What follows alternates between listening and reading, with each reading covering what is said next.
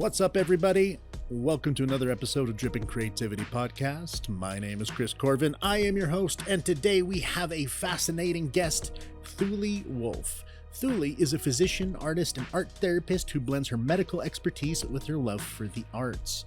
Now she combines these creative practices with her medical background to help others improve their mental health and well-being. Before we dive in, don't forget to like and subscribe wherever you're listening. Also, check out the Wednesday show, Inks and Lattes, hosted by DJ Blockzill and Eva Grow, where we discuss the latest creations in the cafe and everything happening in the world. Now, let's welcome Thuli Wolf to the show. Why don't you tell us a little bit about yourself? I'm really great. Summer just started here in Berlin, which we've been waiting for a very long time. And to introduce myself, my name is Thuli Wolf, and I am a medical doctor, artist, and art therapist. And I work as a coach, so I offer coachings, one-on-ones and groups, and also for teams of companies to enable people to live a more creative and healthier life. That is extremely awesome, and I love that so much. I noticed a lot of yours has to do with creative expression and things like that. How far back did the creative aspect of your personality kind of start? So for me, creative expression has always been a part of my life. And even when I was a child, I used to lock myself in my room and mix colors and paint. And when I got older, I started writing a lot. And it was always for me a medium to express my emotions and to also just process what was happening in life. Excellent. So that has obviously carried on through. So kind of briefly, what's the journey that led you into kind of the medical side of things? I come from a family of doctors. So my parents are both medical doctors. And when I was 18, I had quite a good results from high school, and I had no idea where to go and what to do. So there was this one very obvious path that I decided to take, mainly for a lack of better options. But very soon I realized that it was not really my thing, and I was a bit unhappy in the field. I felt like I didn't really fit in so well. And also during my studies, my paintings stopped, so I didn't really have time or space to create anymore, and that was also a strain on my mental health, I would say. Definitely. Well, I mean, I know for me, the creative aspect of it is one of the things that has carried me through some of my most difficult times. I mean, between music itself is very therapeutic for me, and then on top of that, actually creating, like a lot of the things that I do is kind of me working through my own inner dialogues and issues through the lens of another character. So I can see not having that available very much messes with your own brain. So with the background in the family in medicine and all of that, how did they take to the artistic side of you? Was it very much encouraged, or was it not really? I think both of my parents would say about themselves that I don't have a lot to do with art. So I think it was a bit strange to them. But at the same time, I think my mom was always very proud of my artwork. And up until today, she has paintings that I did in 9th grade, when I was 9 years old, in 3rd grade. She still has them hanging. So I think it was very different. My dad was a bit more pushy on the medicine side, and so he also didn't take it so well when I quit. It happens. But having your mother there to kind of help foster that is a good balance between the two. It kind of keeps you going in one direction while balancing out. So I can see that really helping out, and then actually developing your current thought process towards this. So then, with the background in medicine, how has that kind of influenced your perspective on the importance of mental health, not just from the art side, but from the medicine side? So I started out in ophthalmology, and I was working as an eye doctor, and I realized very soon that most of the patients didn't really come there because there was a lot that I could do for them, but mainly because they needed somebody to listen to them. It was mainly very old patients, lonely patients. And then I realized that this aspect of health, this more mental aspect, or the aspect of the soul and the community, fell very short, because there was not enough space and time to do that. You have like a certain amount of minutes per patient that you can spend, and that is not enough time to actually go deeper into what it is that they're really dealing with. So yeah, I realized very soon that mental health is so connected with the body and everything that goes around with it. Definitely. I mean, yeah, no, I know here in Canada, the length of time you're getting per visit, it seems to get shorter every year. You know? So yeah, same here. It's very much, cram as much as you can in as little time, and then just hope you get something out of it. So finding a different way, I love that. I think that's great. So let's discuss more of the experience of diving into the art therapy itself, and what kind of brought the two together for you. How did you come about kind of going, we need to do it this way? So when I had my first job as a physician, and that was in this eye clinic, and I was very unhappy, not with the job itself. It was actually super, super nice, and everybody was very lovely, but I didn't feel the purpose. And then I had always had one day off, and I decided then to start painting again. So I bought some colors, I bought some canvases, and I used that day to do exactly that. And somehow then I gathered the courage to quit the job, and which was super freeing in the beginning, but then also led me into a deep crisis, because I lost this kind of support system, or the system that kept me safe in a way. And yeah, the only way through that crisis for me was through painting. And then I realized that there is so much power in it. And then I came across the term art therapy, and I was like, wow, this is what I need to do. And this knowledge is so powerful, and I really feel like I need to share it with the world. And yeah, so I did a master's degree in art therapy, and felt how, yeah, everything was so connected. That is so cool. I love that. I just, one of those random epiphanies where you're like, oh, yeah, I could do this. This makes sense. I think, oh, I love that. I love those moments so much. So yeah, it's like this aha moment all of a sudden. Well, and especially when you're in the middle of a crisis and all that. Like I've had some of those moments myself, where it's all of a sudden you're like, oh, everything's clear. And you're like, there's now a path in front of me I can take, and any other way just doesn't make sense.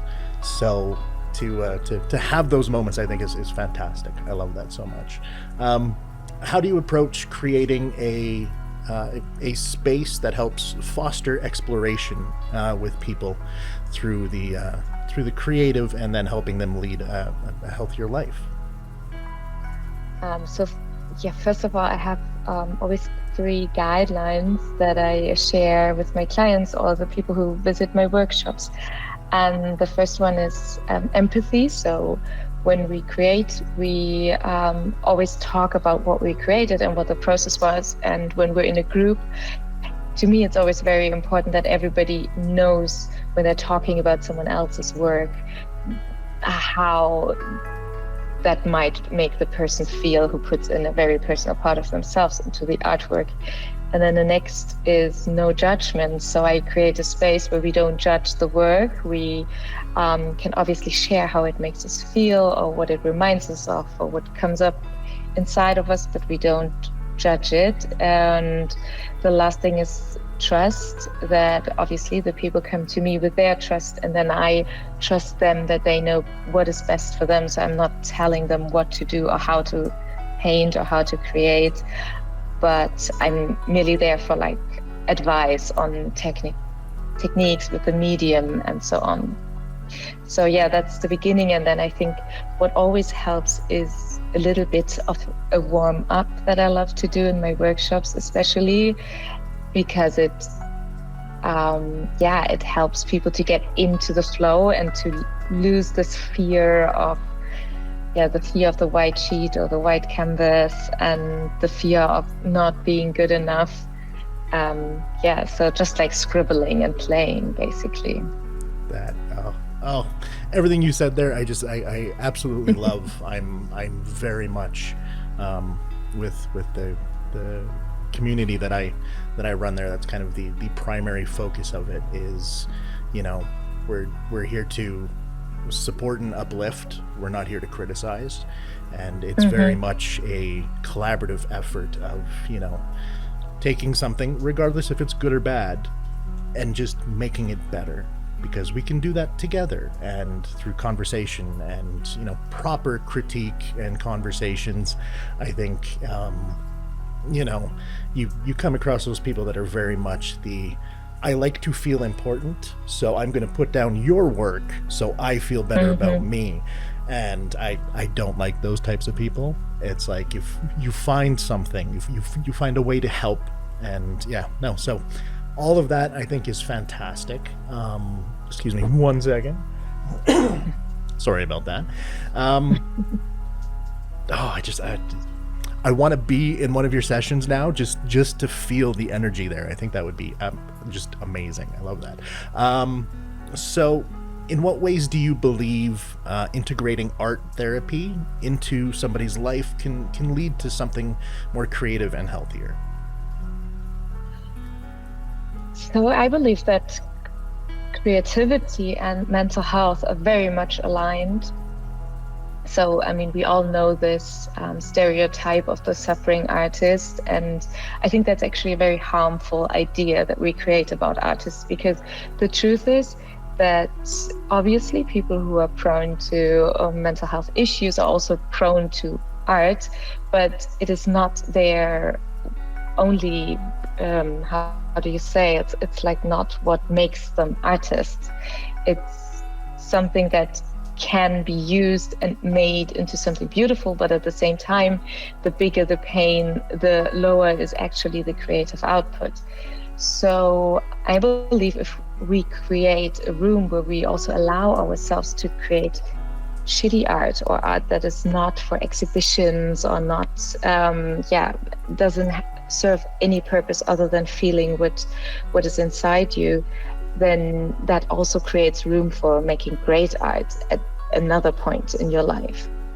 Definitely. And that the feeling of just letting go of the perfection aspect of it and trying to impress other people is extremely good for your own health, right? Like, that's just being able to go, I'm doing this because I want to and it makes me happy. That's a fantastic message. Absolutely. Absolutely. And when you feel something, and it's not really about judging the feeling. It's more about how can you contain this emotion and how can you move on or live with it, rather than this is good or this is bad. Well, no, exactly. It's very much a finding joy in the journey of it, and then at the same time remembering that journey when you look back at that piece of art. I think that's a very powerful message, and something that can reside with a lot of people and really stick with them and help them through the troubled times. So that's beautiful. Yeah. So you have had a lot of schooling. You could say that, yes. Just kind of going through everything is like, that's quite a lot of schooling. Was it difficult to make it all the way through mentally more than anything, not so much the classroom stuff, but just the mental strain of it all. And did you rely on art while you were going through all the schooling? Yes, definitely difficult. Because once you've completed one course in university, then you already, or at least for me, it was like that. I already got a bit of impatience. Like, oh, I want to do something now, I want to do something. And then I started doing something and it was like, oh, this is not really what I want to do. So it did feel like a step back, and especially because I was already 30 when I went back to university, and I saw all my friends kicking off their careers, and it was also quite expensive course. I was also broke all the time through. So yes, I think it was not the easiest way I could have taken, but definitely art helped me through it. And also this course changed a lot how I make art or how I look at my art. So it did affect my creative process a lot. Well, let's get right into that, because there's one thing I love. It's processes and how you shift over the years. What was the main shift you found going from how you used to do art to how you're looking at it now? I think first of all, it's gotten a lot more abstract. I used to paint more figurative, more portraits, and it's gotten a lot more abstract. And I found this fascination with colors and the meaning of colors, and also the idea of painting and processing my emotions while I paint got a lot more conscious to me than it was before. I think before it was a lot more intuitive and I wouldn't think about it so much. And now it is a lot more like a conscious therapy session for myself, I would say. And I also started doing a couple of commissions and realized that even in my commissions, I try to manifest something for the client that they need in their life. So I use my art as a form of medicine, really, I would say. Love that. This entire conversation is great. I'm sorry. You're amazing. I'm absolutely loving this conversation. Okay, so then going all the way back, through the process, if somebody was to come to you going, I'm going to do the exact same path you did because I feel exactly how you do, what do you think would be the first thing you go, okay, listen, I need to tell you this first before anything else, this? But there is a shorter way to do this. First of all, yeah. And then second of all, I think art therapy is not a field where you can make a lot of money. I think it's like a very expensive course, and when you want to get employed in like a hospital or a facility, it is very low payment. So you need to find your own unique niche and way, which is also why I decided to do coaching, because it gives me a lot more freedom and also the ability to reach a lot more people at a stage where they're not too clinically ill. And then also I think what is very important is that you need to be willing to dig it all out of yourself. So it's like a very emotional roller coaster. I think that's an advice I would also give. Those great advice, really. I mean, covers a lot of things. So then let's talk about the coaching and all of that. How did you decide? Well, we know how you decided, why you decided. How have you found the response from the people you've coached? Yeah, I have a couple of very different topics that I work with my clients right now. So I have a couple of clients who work really on their creative work, on creative blocks, or finding their authentic language in their creativity and in their creative process, which I just a couple of months ago started to do some research on this work, and gave a couple of talks on this topic because it's just so fascinating to me. And at the same time, I also have clients who really want to deal with, who are not actually artists, but who really want to deal with their emotional world and to process their emotions in a way. For example, I have this one client who really has problems feeling her anger and expressing her frustration, because I think as many women, we learned not to express anger in any case, and to always be nice and calm, and that can lead to a lot of built-up anger that bursts out at the most inconvenient situation. And yeah, now we're expressing that creatively, and it's just so wonderful to see that it's all there. It's all in the paintings, and now it's just a matter of integrating that into life.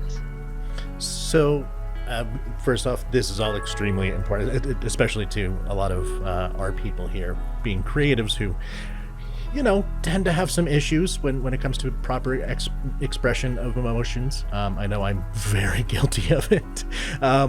So with this type of process, especially for the artistic side of things and helping people get over blocks and all of that, is it tailored to the individual person, or do you kind of have just an outline of how you think it should go, and what's the brief process? If you talk about creative blocks, I think it's very individual, because I believe that the creative block is here to tell us something and to teach us something, and it's basically an expression of the soul that something is not aligned, something is not where it's supposed to be.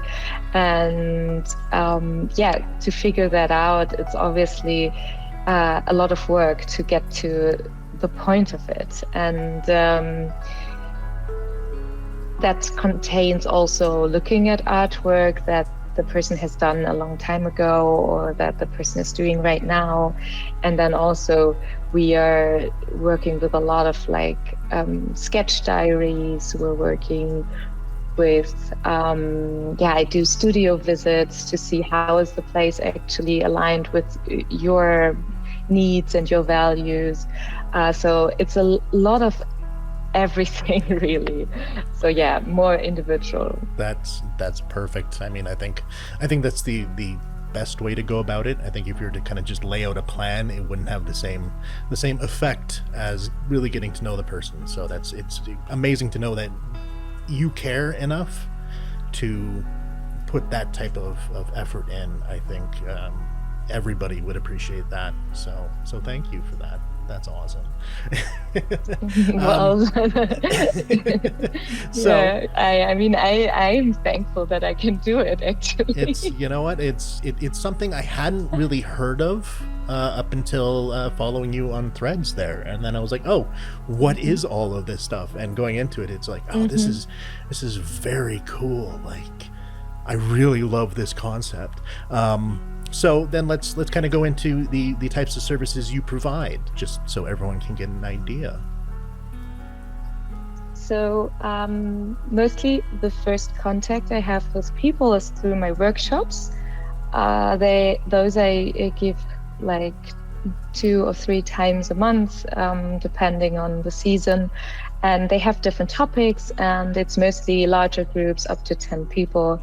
And we come together, and it's a very more regular and fixed program to also for possible clients to figure out if this is something that they can see themselves doing. And then for the coachings, I always start with a free consultation. We just have a talk, we chat. What are your goals? What is it that you are trying to achieve? And is this really something you want to do and you should do? And then we also decide, would you rather have single sessions, or do you want to be part of the group? I have a group that's called the Conscious Creations Group that meets every 2 weeks. And there we create together, and it's more like a closed setting and a rather small group. And then also I offer company events to help with interpersonal conflicts in teams, or if it's just team building, or just also celebrating achievements. So I always talk to the contact person, and then we discuss what their needs are, and then I can design the workshop individually to the needs of the team. And I give talks. So I work as a public speaker, talking about exactly these topics, creativity and mental health, and how they're so connected. That is awesome. I'm sitting here going, okay, need to figure out a way to get you into the community there and actually have you host a session. I think a lot of people would absolutely love that. So we will approach that topic later. That's not for right now. Amazing. But just got my brain going, man. Yeah. So some inspiration. You know what? Every single one of these conversations I've had with people has been very inspiring for me personally. It's just this getting to talk to so many various creators in all the different areas is showing me not only different ways to think about things and different ways to approach things, but just the type of talent that's out there and how it can be collaborated with. You know, it's very much like there's so many things that I am not good at. I'm kind of good at a lot of things. I'm just not very good at many. So I can get balls rolling and then going, you are perfect for this. Please, you take this one and then you do this. Like that's, I've been loving this so much. Okay. So then as you are looking towards the future of not only your company, your business and all of that, but how do you want to see the future of art therapy kind of evolve in the general conscience of everything? I think Germany is very much behind when it comes to this topic. I guess in the States, in the UK, I don't know about Canada, but I guess it's probably similar. There's a lot more research, there's a lot more acceptance for this field and this topic than when you compare it to Germany. When I was studying and I told people what I was doing, everybody was like, what is that? So that also requires me to do a lot of education, but it's also a chance because I can kind of, also co-create this industry a bit with other people together who are also somewhat pioneers. And I really, really hope to spread the knowledge about it and connect to a broad audience, because it is art is very accessible to most people. You don't even need to have the most expensive material. Yes, and it's simple. And here I am. Well, definitely, and spreading that message, especially when you can be kind of a founder in a specific area, I think is a very unique and scary thing to look at, and for you to take that on, I think that's awesome. That's so cool. I don't actually know much about the art therapy here in Canada. I'll be looking into it for sure, but definitely spreading the message as far as we can is awesome in any sense, just because A, I love art, and B, I love therapy. I'm literally every part of this is amazing. So as we are coming up to the end here, where can people find you? They can find me on Instagram. My handle is Thuli Wolf. They can find me on my website, which is thuliwolf.com. And also I'm on Threads and LinkedIn, and just reach out. I love to connect, and I also love to collaborate, and I'm really looking forward to what else is going to come. Excellent. Thank you so much for all of your time. I have absolutely loved this. We are definitely going to be talking more in the future, especially if you have anything big coming up that you're like, this is really cool. Just let me know. You can come right back on. We'll push it right out, because I'm all on board on spreading your message as far as possible. So thank you very so much for coming. Thank you. Thank you so much, Thuli. That was an absolutely amazing interview. I loved every minute of it. You are a truly inspiring individual, and I can't wait to see what you do next. Thank you to everyone who's still listening. Remember to like, subscribe, and leave a rating for the Dripping Creativity Podcast wherever you happen to be listening. I've been your host, Chris Corvan. You can find me everywhere at Chris of the Void. This has been the Dripping Creativity Podcast, part of the Creative Coffee Cafe community. Remember, stay creative, stay inspired, and until next time, see ya.